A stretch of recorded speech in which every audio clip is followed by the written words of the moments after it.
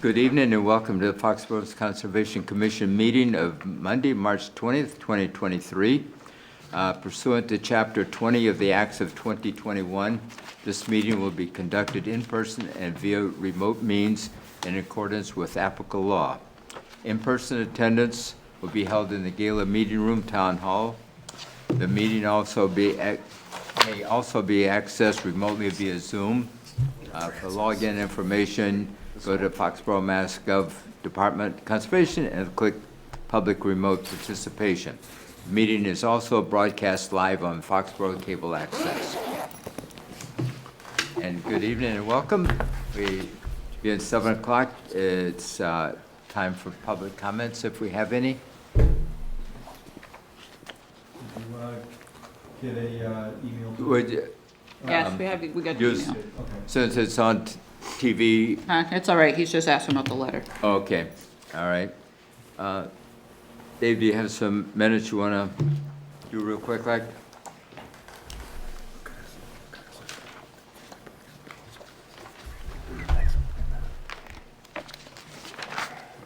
We have the minutes of February 6, 2023. And that was a brief discussion on the West Street Dam and 61 East Belcher Road continued hearing. And the Route 1 work notice of intent. And 65 Mechanic Street, that's a hockey mark YMCA. And there is one part of this that I found was not quite the information that was discussed. Or I could be wrong.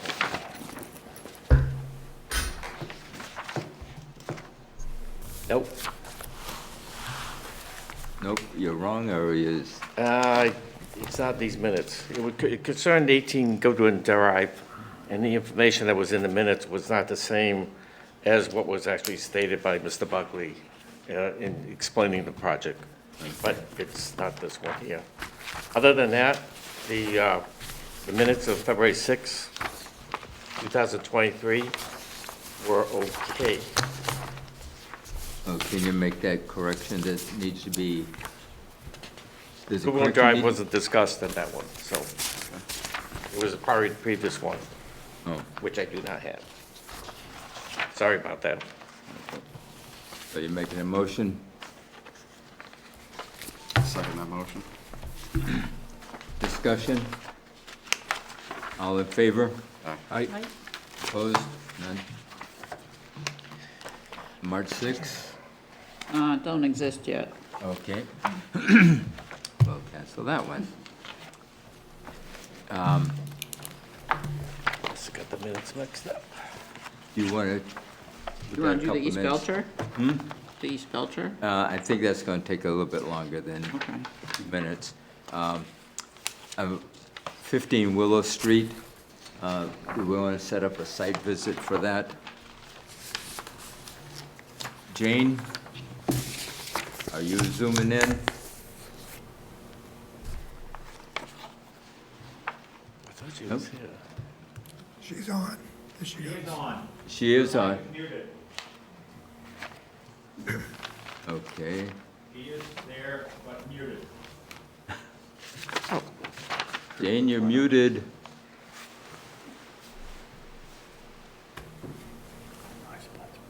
All right, while we're trying to get her on, anybody have a date that they would like to get up to Willow Street?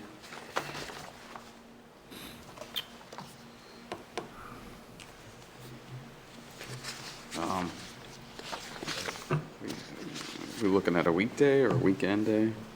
It's whenever we can get everybody there. Okay. This Sunday looks good for me.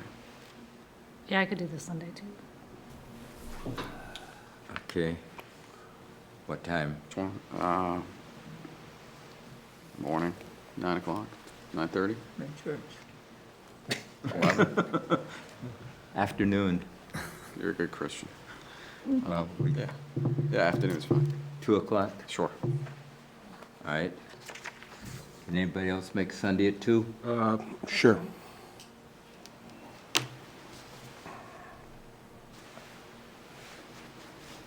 Can you post that, Diana, please? I haven't been posting site visits lately, especially this doesn't have a hearing or anything attached to it. Okay. We don't all right. have to. Okay, all right. Good, Meet at Willow Street? yeah, Okay. I can do it. 2 o'clock. okay. Okay.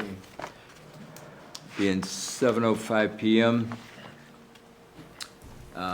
pursuant to Mass General Laws, Chapter 131, Section 40, Wetlands Protection Act, the Conservation Commission will open a public meeting on Monday, March 20th, 2023, at 7:05 PM in the Gala Meeting Room, Foxborough Town Hall, 40 South Street, and via Zoom on a notice of intent filed by Michael Matos, Walnut Street Joint Venture Developer, LLC, for the construction of a proposed housing development consisting of 3 residential buildings with associated parking, grading, and utilities on Walnut Street, Assessor's Map 133, page 23.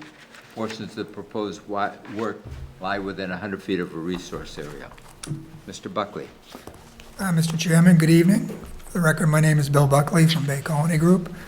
With me this evening is Frank Spillane from Spillane and Spillane. Also, Jesse Johnson from Weston and Sampson is dialing in. And as you stated in your notice, we're here to, we filed a notice of intent for the construction of a 200-unit facility, which will be it'll be age restricted and also have limitations for revenue. And it'll be at the corner of Walnut Street and Route 140. And I'm going to just call up drawing right here. Let's see if I can share this. They are. Okay. Yeah, they're going right up to it.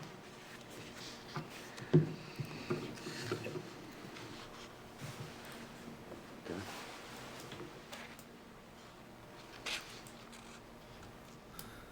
Okay, so this is the drawing, and actually, it's for you on that drawing, you said you have, it's a V101. It's probably about the 3rd sheet in, but I'm going to put it up here on the screen so I can talk to it. So I think everybody's familiar with this. This is Route 140 right here along the top, and toward Foxborough to the north is to the left as I'm going. This is Walnut Street right here, and off to the bottom of the page would be toward the Country Club. Over here to the right is Route 140, and this is the ramp to 95 South. So this is a 15.6 acre parcel of land. It's at the southeast corner, as I just described, and it's owned by the town of Foxborough. In May 2022, we filed an ORAD with the commission in order to delineate wetlands on and immediately off the site in preparation for this project. And what the commission decided at that time there was several areas of BVW, which I know it's hard to see here, but you can probably see it better on your plan. It'll show up better when I zoom in a moment. But there's some wetlands over here on the east side of Route 140, on the other side of the street. There's some wetlands. These are all bordering vegetated wetlands, by the way, over here right at the intersection of 140 and Walnut. And then you go further up Walnut Street, and again, there's BVW here as well. And these wetlands all connect further downstream as they head toward Robinson Brook. In addition, there's an isolated land subject to flooding on the property, which is located right here, and that's over here on the northwest corner of the property. And then there's some non-jurisdictional wetlands, which are basically a drainage ditch that runs along the left side of the property in front of ours. So if you were coming in off of Route 140, taking it right onto Walnut, it's a ditch right here. So the topography of this site, it pretty much pitches from south to north or southwest to northeast. So this is the high point up here, and then it drops toward Route 140, and actually down in this corner right here is the lowest point. There's about a 50-foot elevation differential on this lot from the highest to the lowest.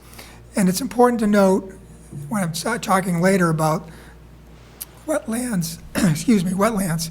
So even in this area here where we have this isolated land subject to flooding, it pitches this way. So it's odd. So the wetland on this piece is at the high point almost, along the northwest property line. So let me stop sharing there and move to the next. Excuse me, Diana, should that door remain open? The cleaning guy's out there. Yeah, I know, but what's the technicalities of, They can, I mean, there's no sign that it says that. okay. You'll all just right. get the guy Okay, I just vacuuming in the didn't wanna- background and it won't- we I can't didn't want hear to get in people. trouble, legal, okay. Don't know what happened here. It's fine, there's nobody, I mean, anybody that comes in can come Okay, in. all right. Sorry about this.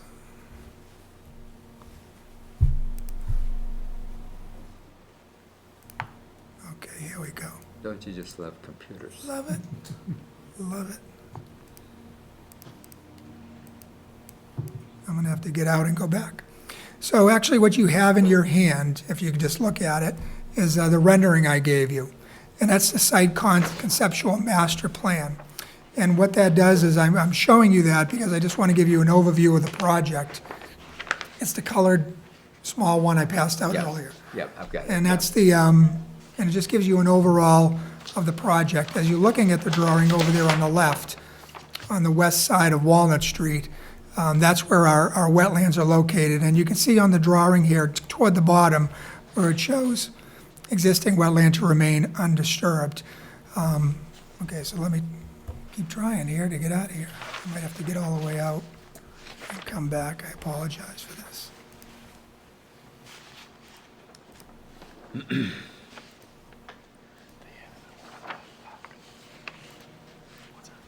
Okay.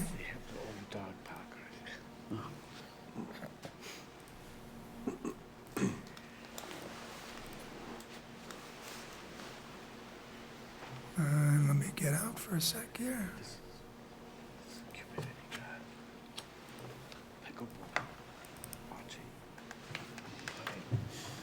That's what most people want to do, you know?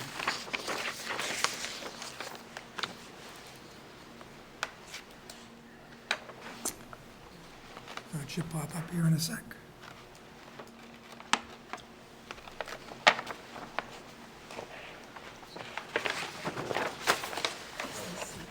It's being from the state. Don't know why it's not. It's isolated.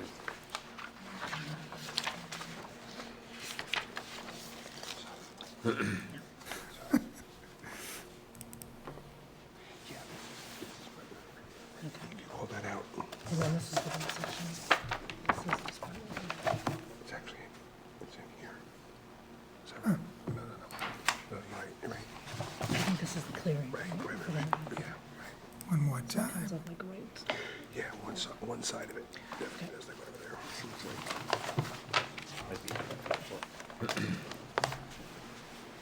Okay, good. Unless you know what All right. we didn't get it. So I'm going to talk to this right here because it's so much harder to call up the other one for some reason. But this is what you have in front of you. So this shows it. This shows the project. There's two entrances coming in off of Walnut Street, which is just off the edge, but if you look at your drawing, you have it. So there's this most easterly, because north is to your left as you're looking at the drawing. This would be the main entrance coming in, and there'd be a loop driveway all the way around. And then over in this area here, there's an emergency access driveway that is further up on West Street that will be gated and gravelled. That was requested by the town's public safety department. And let me just, I'm going to go down further here. If you go to your sheet C106.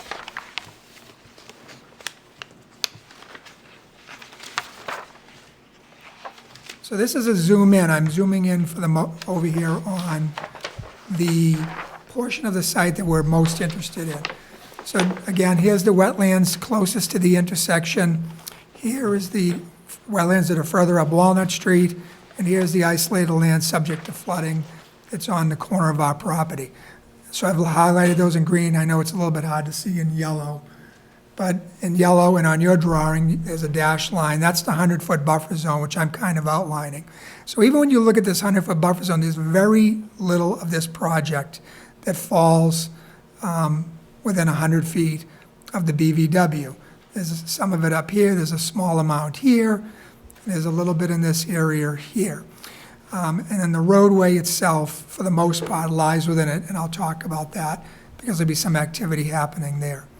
Up here, you can see this is the isolated land subject to flooding. Isolated land subject to flooding has no, has no buffer zone, has no buffer zone under the Wetlands Protection Act, and has no buffer zone under the local bylaw.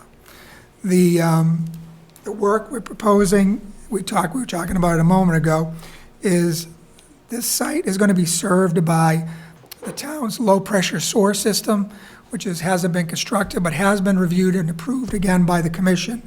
That was in 2020 as well. We filed a request for determination, and the sewer will run from this driveway right here all the way to Central Street. So that's one of the components of this that will be built, but is not part of this filing, has already been done. The site will be served by municipal water. There is water already on Walnut Street, so the water will be coming in through the site and looped through the site. So it will be coming in at this driveway and this driveway here. Those areas do lie within the town, within the buffer zone of the BVW. But again, all that activity, almost all of it is taking place on the pavement. Gas will be brought into the site from the west here. It's a little bit further up the street on Walnut Street. That's going to be brought down to the site and brought into the site. Electricity is through overhead, and that will be brought down on a pole and then onto the site. So all of that takes place within Walnut Street, except for the small portions to cross the ditch to get into our site. The stormwater system is down in this area as well. So there's two stormwater basins. This is Basin 1, which is located to the west, again, which is north is being to the left. This is Basin 2. So the way the system is designed is runoff will go into one of these two basins. The basins are connected, and it will be treated through 4 bays. There's a 4-bay here, there's a 4-bay here, and then it will go into the infiltration basin itself, where it will be captured and then slowly released out through 2 outlets, which are down here along Route 140 here and here. Those are called level spreaders, which they're just long pipes with holes punched in them under a stone bed, and then they'll sheet flow down into Route 140. As I mentioned earlier, the topography here is from the west to the east, so everything is flowing toward Route 140. You cannot do direct connections into the state. You haven't been able to do that for a couple of decades now. So that's the way it's handled. It just sheet flows toward the drainage system that's located on 140. So what I'd like you to do next, if Do you you could, anticipate very much flow going on to 140, or is most of it going to be captured? it will be captured. If you take a look at the stormwater report done by Jesse, and if we get into more detail, he can go over it.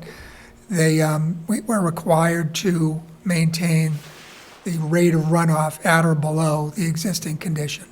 So it will be that at or below. For the bigger storms, there will be a lot of water. For the smaller storms, not so much. Okay. Any other questions on this piece before I move on to the next? Bill, could you explain that again? Sure. It's- So, Right now, it's wooded, and you have a lot of absorption and infiltration, Yep. and even if it's frozen, you have a certain amount running off, but even on the big storms, like the one we just had, the 2-3 inches, the rate of runoff would be fairly slow, and there's no leaves on the trees, so how would this be the same as what, it's concentrated in one area? right.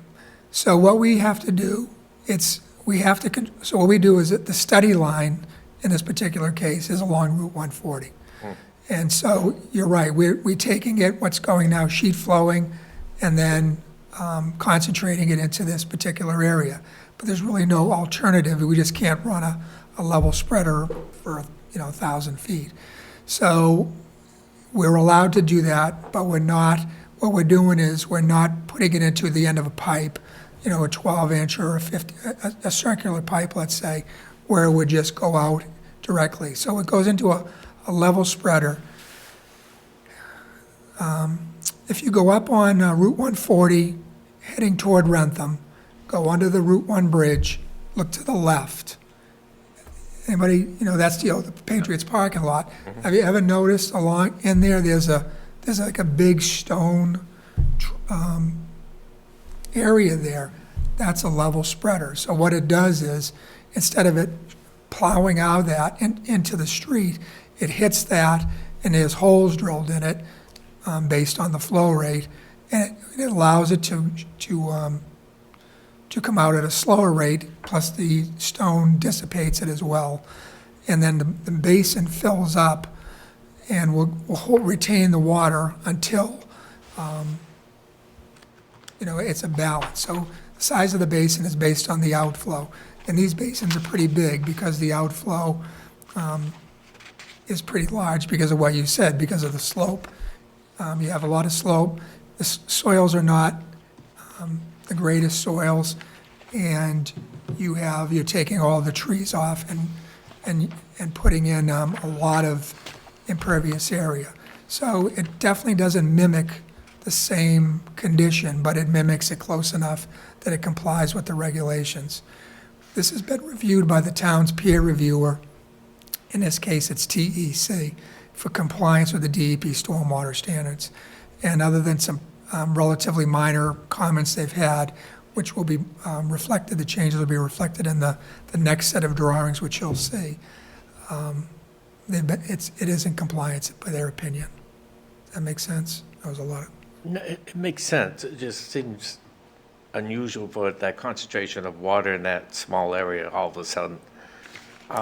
Has Mass Highway Department looked at this and agreed that you could be overflowing the catch basins just beyond that? And flow underneath 140? I don't think this has gone to Mass DOT review yet. Jesse, can you jump in here and confirm or deny that? They will get to review it. They do review the stormwater. And when you apply for in this particular case, there'll be an access permit, plus they're applying for a signal permit, or the town is applying for a signal permit. We'll be applying for an access permit, an indirect access permit, because we don't directly access it.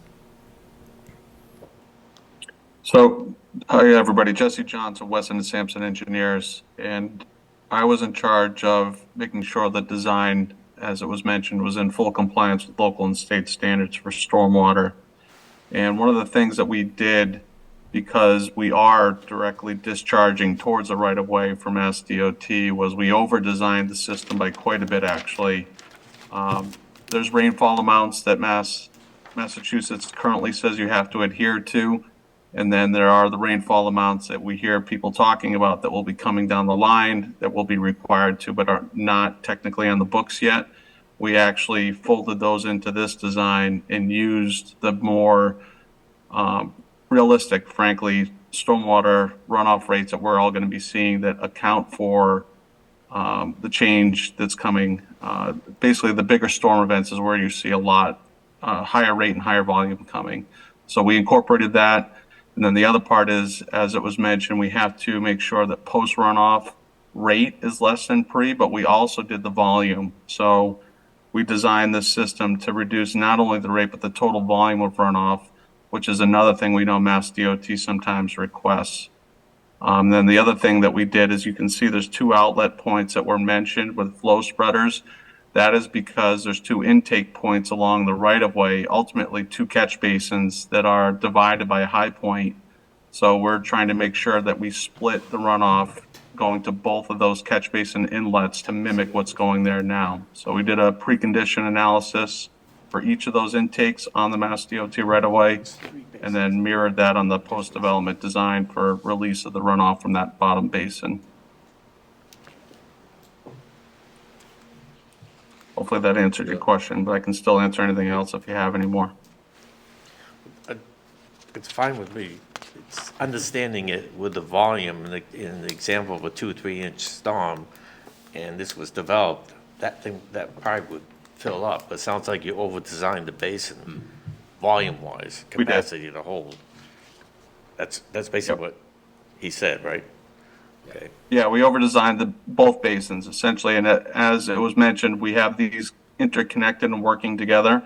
So that first upper basin will take a big portion of the runoff of what's coming uphill of us. So we also accounted for that as well. There's certainly topography and dwellings, residential lots that are developed upstream of us, if you will, that we had to account for, as well as our runoff that we're generating from our project. So we folded all that in, designed that first upper basin, then designed an outfall pipe from that would get to the lower basin, so that you've got a belt and suspender approach to the stormwater, full well knowing that Mass DOT might try to take exception to it later, but given that we over-designed it and reduced volume and rate, that we feel very confident that they won't have any pushback with that.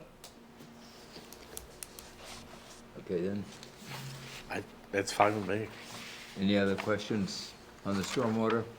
What's the high groundwater elevation for this area? Jesse, what was it? Was it about? So the test holes that were done recently didn't record any down to 10 feet, but then there was older test holes done where it was observed down to 7 feet. And we took a conservative approach and made sure that we didn't dig the bottom of these basins any closer than 4 feet to that groundwater. So you're required to have at least a 2-foot separation from groundwater from the bottom of your basins. We have at least 4 feet plus. Again, another conservative measure we put in to make sure that these would perform as designed. Okay. Will these serve as infiltration versus retention? Is that part of the requirement of stormwater, is to get that water back in the ground? Jesse, you want to talk about Yes. the required recharge volume? Yeah.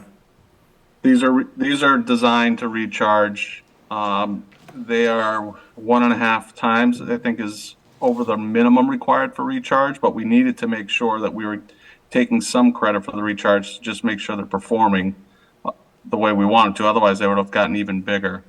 But we did use a recharge rate that's acceptable for the soil type. Bill had mentioned the soils aren't great. It's what's considered a C-type soil, with A being the best. So you don't get a lot of credit for recharge, but you do need to figure out what that is to also make sure that these basins are going to empty out and get ready for the next storm. So we had to show with whatever our ponding elevation is, that it would empty out within 3 days, in theory, which is what's required to make sure that it's available for full capacity for another storm that might roll in right after it. There's a required recharge volume that we have to meet for every project. Okay. Okay. And I'm assuming there's a maintenance program all set up for these. Want to talk about the maintenance component of it, Jesse? It's in the stormwater report, but Sure. So we did provide in the stormwater report a draft of the operation and maintenance plan, and that's based off of what type of BMPs are proposed on the project, and give your standard annual frequency for what to inspect, how often to inspect, and also give a map of where each of the controls are, where every catch basin is, where every manhole, the outfalls. And that will get folded into the overall operation and maintenance plan that will need to be done for this facility. Because they're going to have a generator on site. They're going to have age-restricted. It's an age-restricted facility, so they'll have other considerations for the population that they have on the premise. So it will have its own separate O&M for just stormwater, and then again, that'll get folded into a larger facility-wide O&M as well. Okay, thank you. Just one last question, but the isolated land subject to flooding, when it fills up, I haven't walked this for many years before we decided to sell this property to the town. Does this have some way it flows out towards Walnut Street? Based on when I walked this, it's been quite a few years ago. yes. But So- nothing like an intermittent stream? So right in this area here is where it has where you'll see, you can see some indication of it. So that looks like where most of the flow is when it does overflow, and it flows, looks like it flows toward the drainage ditch that's out there. But there is no hydraulic connection, So it wouldn't be called an intermittent stream? no. go, how far up does that ditch go? So it follows Walnut Street. Does it make it as far, does it go past, does it reach High Street? Does it go that far? No, I think it goes up to the first house on the left as you're going up. And then it becomes all landscaped. So I mean, all right, that's fine, fine. There's a sidewalk schedule for this, Thursday at 12. Thursday at 12. Okay. So if anybody's interested. I would love to, I can't. So, any more questions on this particular section? I just wanted, if you can go now to go to sheet L130, which is probably the third to the last one.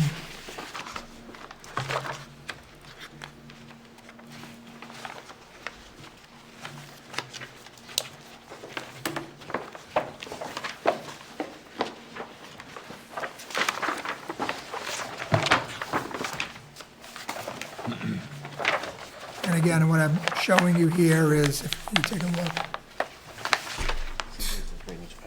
and I don't know why, Connects another catch basin. getting this. This way.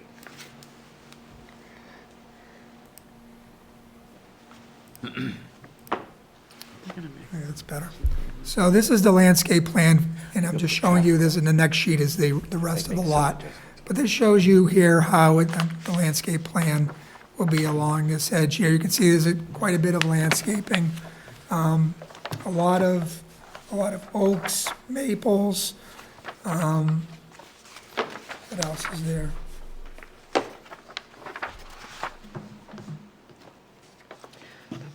Well, I can jump in. There's American holly, red holly. cedar. So, and Serviceberry. arborvitaes, there's a decent number of arborvitaes because of the, again, one of the issues we have here is screening. So even along this edge here where there's just no homes across the street, well, and that's not fair because the O'Leary's home is right across. But there's arborvitaes in there as well. So this is a landscape plan that shows it. I haven't gone through the whole list, but I did go through a lot of them to see if they were native species. They appear to be largely that. So you can see that. You can see if you look down here, I know it's a little more difficult. This line right here is the isolated wetland line. So you can see we are working fairly close to it in this area here, but it's mainly for landscaping.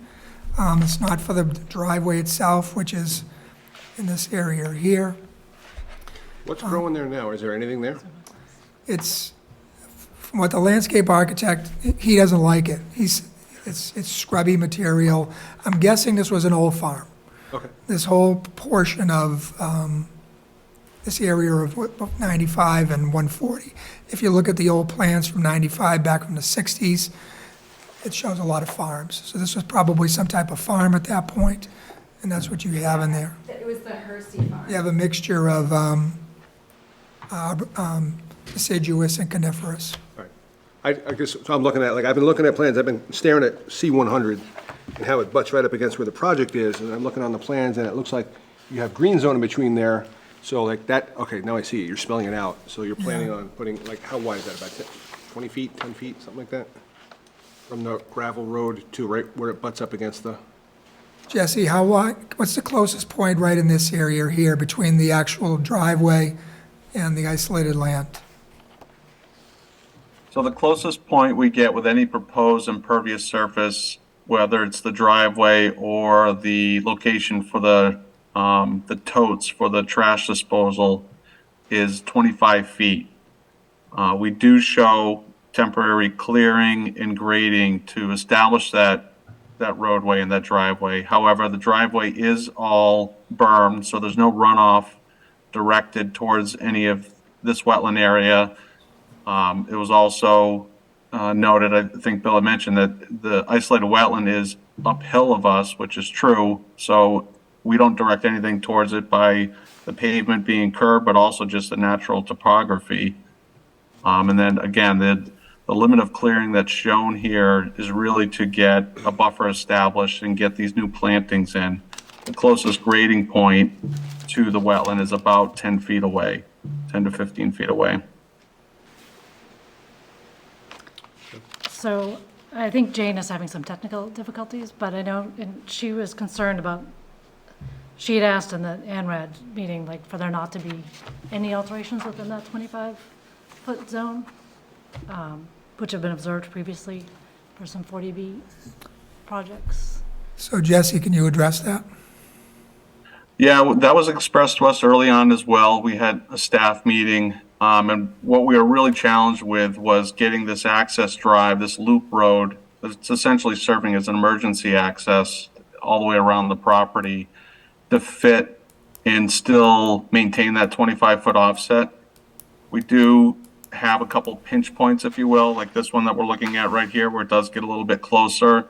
But I didn't know that if Jane had realized and if everybody had realized really some of those design features that we had just mentioned, which is that we pitch everything away from it, so there's no long-term issue of degradation of that wetland because we wouldn't be contributing to it with any stormwater runoff.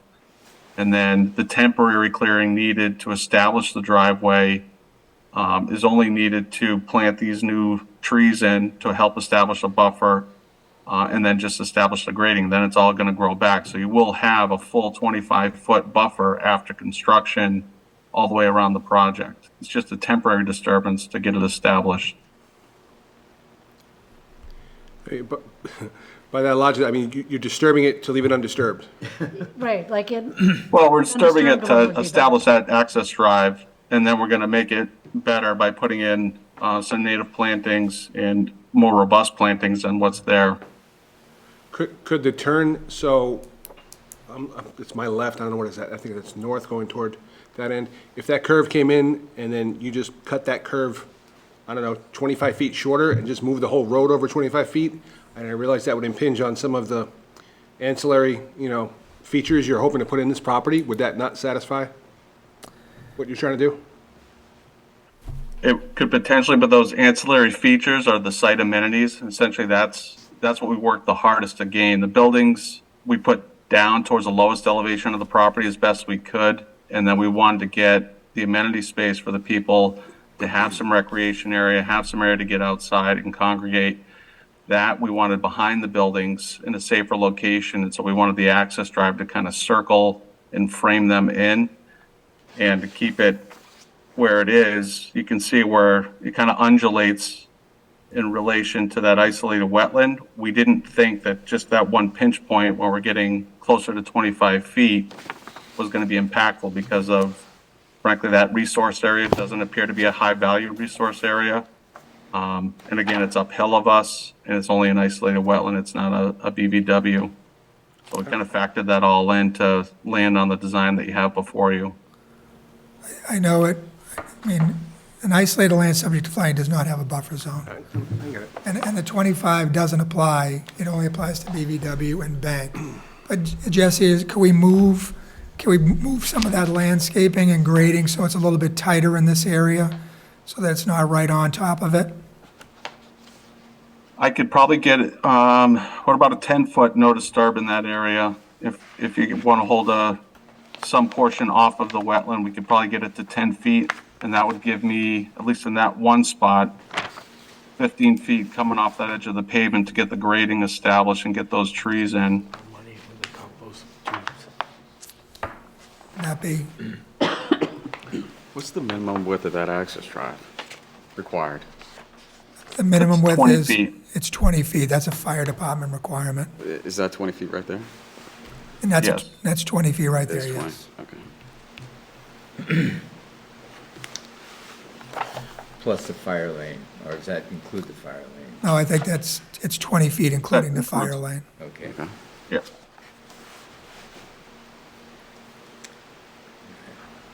It's just that one area. This, Any other? yeah, okay, like at River Ridge, up in the back, that wetland overflowed, but we couldn't really see it. But at least you put in a culvert underneath that road so that it was flowing quite a bit. And it's a good Yeah. job. What about this isolated wetland? I didn't quite see that you got something under the access drive that's not gonna prevent damming it. So Jesse, can you talk about how we're gonna culvert the ditch here under the two different driveways? Sure, and it's a good point. We showed something initially in the design that's before you now that at least show that we're gonna put a pipe underneath the driveway. We obviously are crossing an existing drainage ditch. We understand we gotta accommodate for that.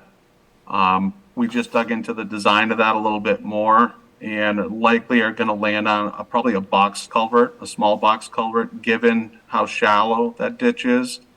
It varies roughly from about 1.5 feet to, I think, at the deepest points, 2 foot of depth. So we'll probably have a box culvert with a 12-inch or 15-inch opening, 2 to 3 feet wide, so that we can drive on it, not have to have a lot of cover over the top of it because it's right at the edge of the road. So that was one of our challenges. But we will make sure that we meet the capacity of that existing ditch with a new culvert that goes in. And that will allow that flow to keep flowing down the ditch. But also, it's worth mentioning, we do capture a lot of the runoff that's going to that whole ditch area, if you will, that's coming from the site as it exists now, and we're intercepting it with our project. So it's going to fall into some of our pavement areas and go into our conventional drainage system, go through the stormwater basins, and then ultimately get discharged towards Run 140 and bypass Walnut Street. So we're essentially going to take some of the current load on that Walnut Street ditch and shift it somewhere else. So that'll just help us to make sure that design going in for these culverts is going to work better. Well, according to your C-104 plan, which is up on the screen, it appears that you're going to allow the water to go underneath the driveways and open ditches like it does now. Now it's not going into your basin system. That's right. So we are going to maintain that flow still in the ditch. What I was saying is there's an area that's captured on site existing that goes towards that ditch that we are going to be picking up and basically sending it towards the basins. Not a great part of it, but a portion of it more downstream or downhill of the isolated wetland area. Some of that topography as it exists now tilts towards Walnut Street, and we're going to capture and change that. But everything that's related to the ditch that captures upstream from this isolated wetland will not change. So I think if Bill had mentioned from that A6 flag, you can see the natural topography. It sends it over to that other little finger that comes into the parcel and then eventually gets into the ditch. So we're going to pick it up with a culvert crossing right there essentially and get it underneath the gravel access drive. And then it'll go back to the open ditch before it gets to our next driveway. It'll go to a closed culvert and then it'll open back up to the ditch as it flows down towards Route 140. This will be a modification that's as a result of discussions with the ZBA, with the town's consultant, that Weston and Sampson is going to make, and which we'll submit to the commission in preparation for our next meeting. We're still going through, again, dealing with the peer review stuff. And so this will not be a final plan, and this is not the final meeting, of course. So you'll see this next iteration, what Jesse's discussing, and we'll get that filed hopefully in the next 2 weeks. Well, hopefully the next week and a half, actually. Yeah, we'll get it in by next week for sure. One of the other things that got added in was the water department asked if we could basically expand the replacement of the water on Walnut Street. So we had connection points at each of our driveways to extend it into the site. The water department asked if we close that loop, if you will, and replace the 8-inch water that's between our two connection points on Walnut Street. So we'll have another stretch of new water that's not shown on these plans that will obviously show in the new plans, but all within the paved access way for Walnut Street, nothing outside of that. It'll be in here. That's right. Anything else? So some of the work's in the buffer zone here. What's it? Some work is mostly here in the buffer zone. This is isolated. And then there's some work in here. And nothing here. Continue. Yeah, so I think the next thing, if we can go to C100, which will be one of your first drawings.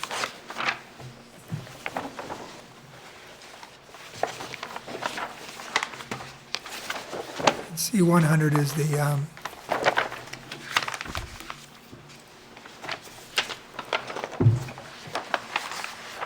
it shows the limit of clearing. It also shows the silt fence and erosion control. So the erosion and the silt, this erosion and sediment control will be controlled by normal things, a silt sock with a sediment fence. And it will be down in these areas here. I know it's hard to see. And then down in these areas here, again, protecting the, not that it will never get to the wetlands over here. And as we stated, it's not going to flow uphill, but it does protect sediment from leaving the site, either onto the 140 layout or to the Walnut Street layout. So, and if you went to the sheet C500, that would be the one that shows you the silt sock and sediment fence. So, just as a quick recap, the actual alteration taking place, excuse me, within the buffer zone is about 4,500 square feet, which is maybe less than 0.5% of the entire site, because such a small portion of it falls within the 100-foot buffer zone of the VBW. At its closest point to the BVW, the gravel drive is about 65 feet away, and the grading is about 60 feet away. And again, it's on the other side of the street. So the wetlands are on the left side as you're looking at the drawing, and the alteration's taking place on the right side. And as Jesse said, from the ILSF,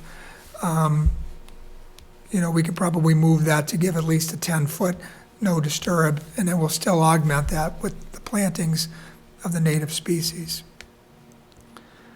So I think that completes our presentation, and we do not have an order, a notice of, we don't have a DEP number. I checked it earlier today. They haven't even assigned it yet, although they have received it. So of course, we can't ask for closure, which we wouldn't anyways. All right. Any other questions up here? No. Will there be another chance for a sidewalk besides Thursday? I'm sure we can absolutely set up a sidewalk for you if the commission wants. Yeah, I'd love to take a look at it. There's no way I could do it Thursday, but. Yeah, Me either. that's the big one. But if you want to do it otherwise, you can just contact me. And we've marked the center line of the road out. Not that you'll be going in much unless you just want to. But you can clearly see the roads coming in, and we've marked out the buildings. And of course, the wetlands are marked. If you do go there, though, the police chief has requested no parking on Walnut Street. Plus, there's some kind of a ditch there. I think you'd fall out of your car into the ditch. Yep. Do we have any questions or comments from the audience? You do have that one letter that came in. Yeah. You want to be my official reader? Pretty sure. All right, I'd like to read it to the record. We have an email from Maria Schuster and Edward Galley to Jane Sears and the members of the Conservation Commission, dated March 20th, 2023. The subject, Walnut Street 40B Housing Project Buffer. Dear Jane Sears Pierce and the members of the Conservation Board, we have a few concerns regarding the wetland and companion buffer zones. 1, the wetlands were tested during one of the driest summers and during a water ban. We request that another percolation test be done to more accurately reflect the current wetland zone. 2, we are concerned that the current proposed woodland buffer is not deep enough to support mature upwards of 60 feet or 60-foot trees, especially at the higher elevations along the North High Street residences. We feel that without the support of the forest structure, and the remaining trees will be less able to withstand the elements. Dry summers offset by heavy rain periods and high winds are creating unprecedented stress on trees. The current forest behind our property already exhibits signs of this stress. This phenomenon can also be witnessed along the median of 95 between South and North High Streets, where numerous trees are falling. Clearing was done on either side of the median for utilities supporting the Sylvan development on Fisher Street, in turn undermining the wind buffer the median trees relied upon. Planted buffers are useful to support lower elevations and provide lower elevation screening and habitat, but aren't sufficient enough to replace the stability provided by a larger mature arbor. We ask that you request the most substantial woodland buffer possible along the wetlands and along the property line facing North High Street. 3, black walnut trees were once so prevalent in the area that early settlers relied on them for their nuts. Currently, this species is in decline due to harvesting and infestation. There are currently a handful of these trees thriving and bearing fruit each fall. We ask that special consideration be given to preserving these trees wherever possible. We regularly view wildlife feasting on these nuts in the fall.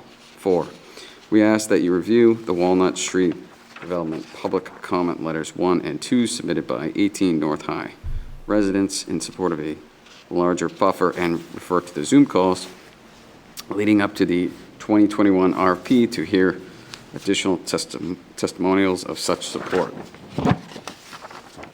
That's it. Thank you. Did you get a copy of the I did, letter? Mr. Chairman, thank you. Okay. Anything else? Diana, when is our next meeting due to? April 3rd. April 3rd, okay. Somebody want to make a motion to continue till April 3rd? I'll make a motion to continue the notice of intent on Walnut Street to the next meeting of April 3rd. Second? Discussion? All in favor? Aye. Opposed? None? Thank you, Thank you gentlemen. very much.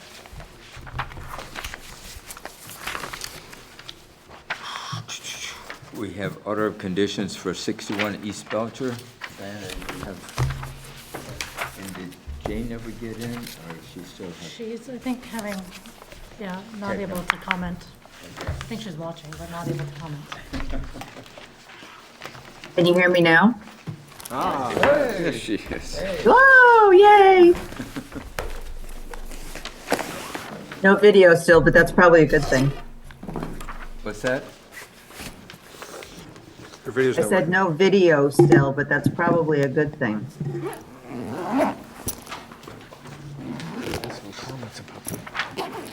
Jane, do you have any comments that you want to make before Mr. Buckley leaves about the Walnut Street? No, I don't. Just the 25-foot no activity zone. It was observed in Nadia Estates and the, can't think of the name of it, the one that's off of Constitution. Is Carrie it Lane. Constitution? Carrie Lane. Carrie Lane? Carrie Lane, yes. I can never remember the name. At least. And I don't recall what they did over at Fisher Street. Yeah, we met it. That was BVW over there too, though. Okay. Any other comments for now? Not for me. All right. So Diana, do you have the order of conditions? I do. She emailed it to you guys.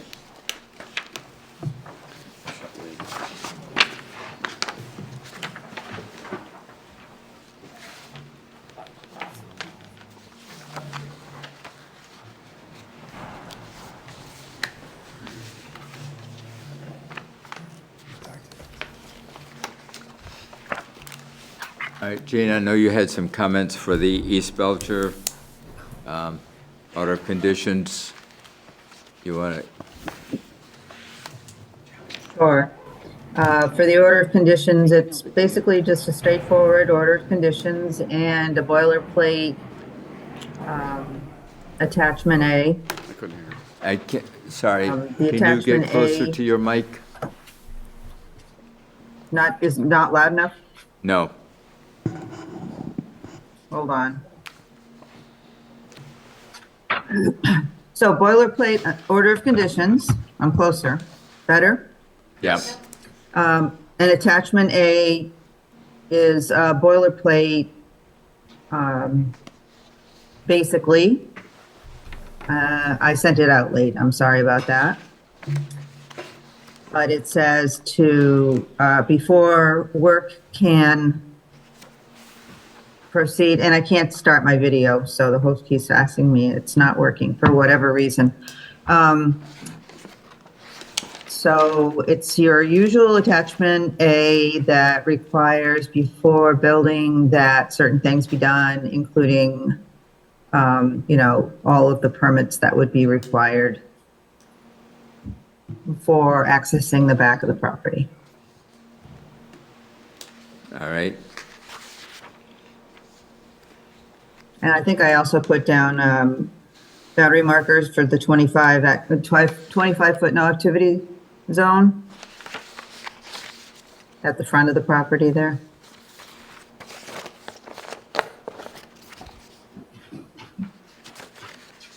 Did you get a copy, Mr. Buckley? I'm looking at it now, Mr. Chairman, thank you. Jane, the only thing I'm looking at is number 29, Appendix A. Sorry, Paul. Number 29, excuse me, Appendix A, limit of work.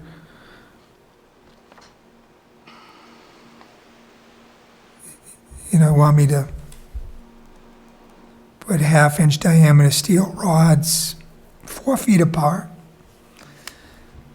It's still a operating facility, unfortunately. We're fixing it, but if I did that, it really doesn't do anything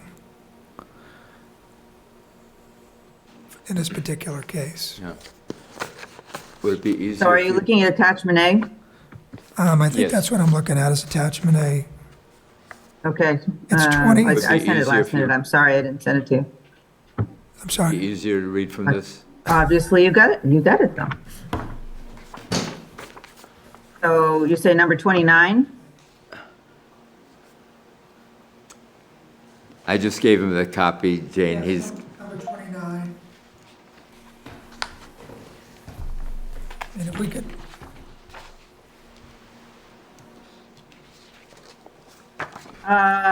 Let's see, 1/2 inch steel rebar rods. I'm sorry, I missed that. That's a little bit over the top, isn't it? well, yeah, I think so, but. No, but no, it- I didn't mean to. But more than that is, putting an orange construction fence along the 100-foot buffer zone line, or the limit of work line even, I guess it's not a big deal, limit of work line. It's just the limit of work I line. will, Yeah, that's not going to interrupt the. no, you're right. I was thinking the buffer zone. No, you're right. So if can we just eliminate the last? I can take off, rebar fence. I can take off the sentence that talks about the 1.5 inch diameter steel rebar rods. Like I said, this is the boilerplate. And just that sentence, and keep the no disturbance of any kind is permitted beyond the LOW. Yep.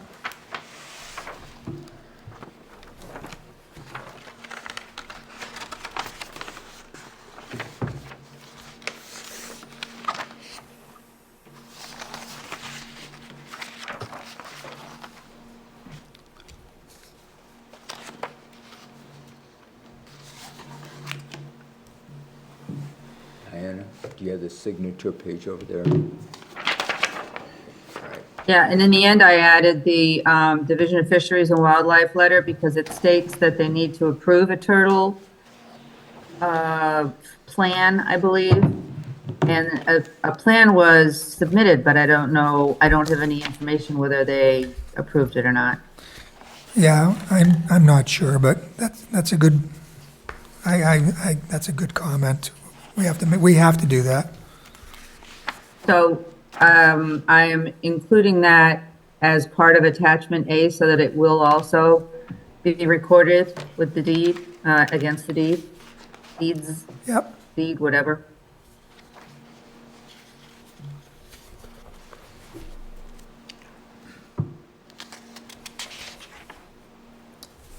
I have no other comments. You okay with it?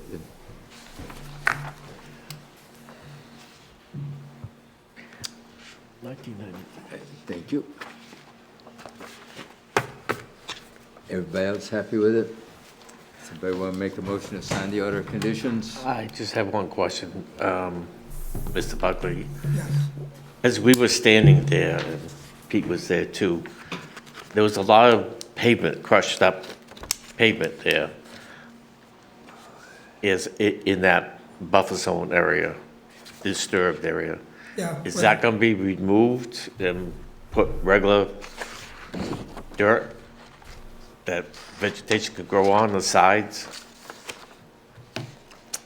They could reuse that material further in for their parking areas We're talking about, we were standing at the top of the slope looking down, right? and underneath us, Yeah. before you hit the gravel further behind us, but there was a fair amount there. Yeah. And based on the photos, it seems like they must have got a deal fulfilled. And they can be reused someplace else where they're parking their equipment, Yeah. helping on, any drippings and stuff like that. So that But it area, doesn't grow grass on the sides of that basin. yeah, that's gonna be the basin. So I that say, area- that's the detention basin, That's all right? gonna get taken out.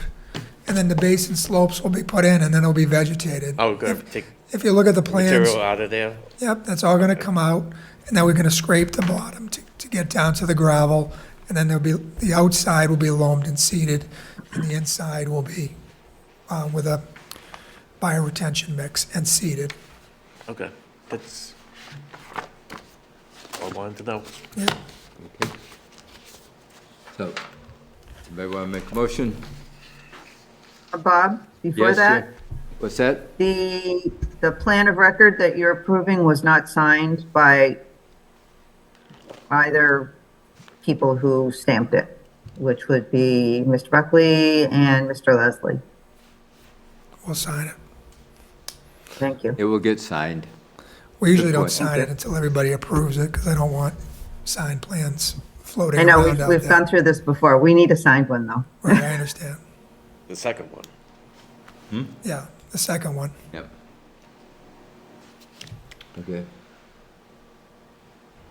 Any other questions? Somebody want to make a motion? Sure. Make a motion to issue an order of conditions for 61 East Belcher Road, DP number 157620. Do I hear a second? Discussion? All in favor? All right, Opposed? All right. Thank you very much.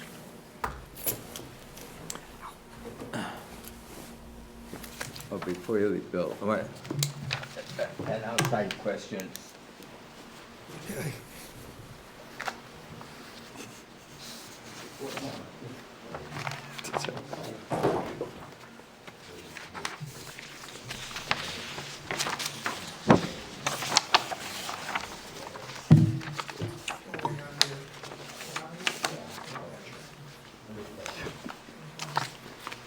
I might make mine. okay. All right. Is there a day of the week that's typically better for you? Yeah, he Tuesdays hurt and his Thursdays are back. generally bad. Okay. Yeah, he collided with another player. He plays on be Friday away night. the first week It's of Friday night pickup game. Okay. Yeah. The mornings. It's frowned upon by the Standing call at 9:30 Monday morning with my boss. Other than that, I'm usually pretty flexible. Fridays, I typically be flexible except for this Friday. So, following.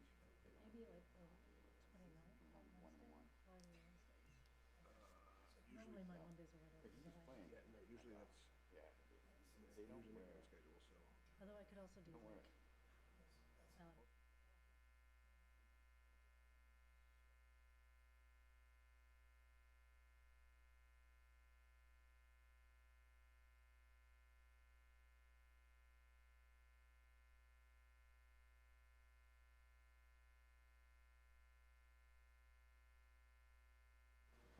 Going for the pile. Pretty tall. Okay. Yeah, doesn't have a big heavy build, he's tall. Yeah, yeah. So he's been out, he hasn't played. Do we have anything else? 4 or 5 minutes. I think that's Dave it. and I went out to the Garrett Spillane Oh, today. yes, I don't know if we want to talk about that now. Sure, or why wait. not? What'd you see? Where he put the posts up seemed further away than what He was he supposed to was be?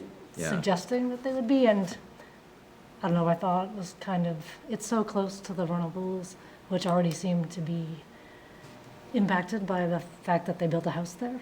We could hear Well, the not vernal only pools that- down the street really well, and then like we saw some fairy shrimp, but we couldn't hear anything in the ones right there. Hmm. So I thought, I don't know, my feeling was he bought the house knowing that they couldn't, Basically, we. assuming he was told about it, but like he bought the property, so I'm not. Jane, yeah, Jane and I originally talked with him about, what the situation was, and recommended if he wants to make some changes to be looked at by the board, give us a plan, and he did, and he marked it up, and that's been distributed.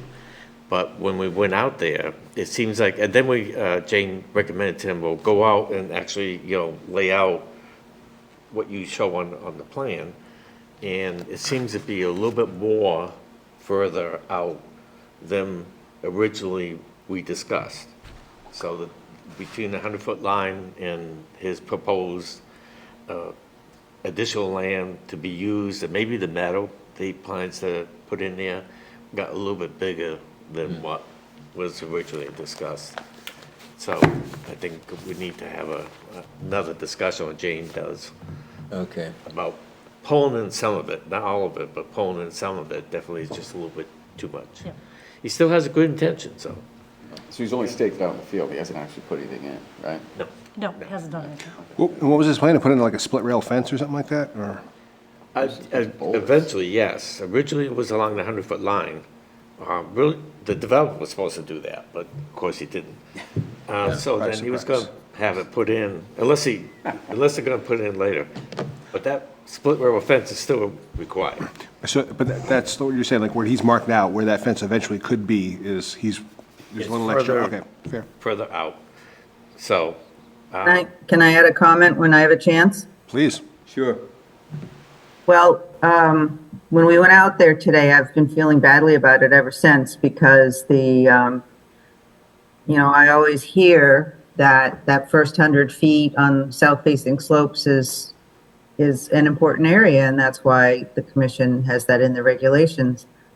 And there were no wood frogs chorusing from that pond, and I know that pond has been very active in the past. And yet they were going crazy in the areas where we required the 100-foot vernal pool buffer, the other 2 vernal pools that are right adjacent to it. So I think it points out the fact that you really need to get that area vegetated as thickly as possible because the migrating metamorphs from the other pools will end up there probably. But I suspect that the population that bred in there may have been squashed, which is disturbing. And, I hate to say they told us so, but they told us so, the heritage programs and the vernal pool folks. So Yeah. I think the area that David and I had pointed out as being an area that could turn into a lawn behind the house, and that was already disturbed might be good. But the other part that they want to get closer to is closer to the pool and really needs to have a better buffer. All right. So we can make a visit down there or have him come in again and discuss it more with a little bit more detail rather than approximately.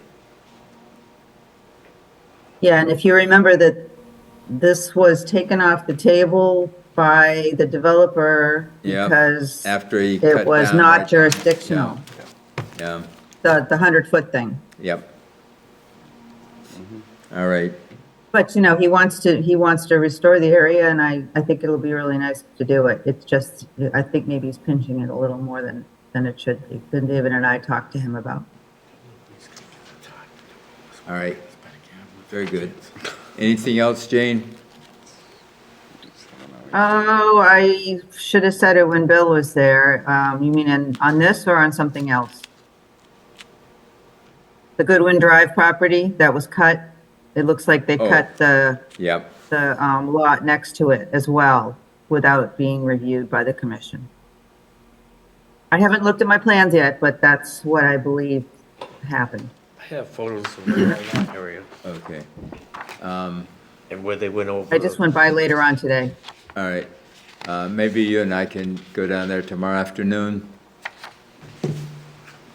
Will that work? Okay, I have a site visit tomorrow afternoon already, but I could do it before that, actually, so that'd be good. What time is your meeting? It is at 3 o'clock, so if we went down there, what, around 2 or so? I've got a meeting here at 2, so Okay. I was hoping to. What time after- would sound good to you? Busy people. Okay, say 1 o'clock. Okay, Meet you down there. Can make it too, all right. All right, because I've walked that whole place. yeah, all right. All right, anything else? Your motion? Not for me. The motion to close the Adjourn. meeting. Second. Discussion, all in favor? Opposed? Good night, all. Good night. Jane's looking for